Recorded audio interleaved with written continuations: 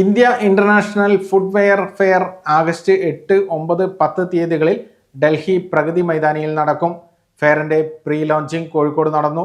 റാവിസ് കടവ് ഹോട്ടലിൽ നടന്ന ചടങ്ങ് confederation of Indian footwear industries president V Naushad ഉദ്ഘാടനം ചെയ്തു. കോൺഫെഡറേഷൻ ഓഫ് ഇന്ത്യ ഫുട്വെയർ ഇൻഡസ്ട്രീസും ഇന്ത്യ ട്രേഡ് പ്രൊമോഷൻ ഓർഗനൈസേഷനും സംയുക്തമായി നടത്തുന്ന 8ാമത് ഇന്ത്യ ഇന്റർനാഷണൽ ഫുട്വെയർ ഫെയറിന്റെ പ്രീ ലോഞ്ചിങ് കോഴിക്കോട് നടന്നു.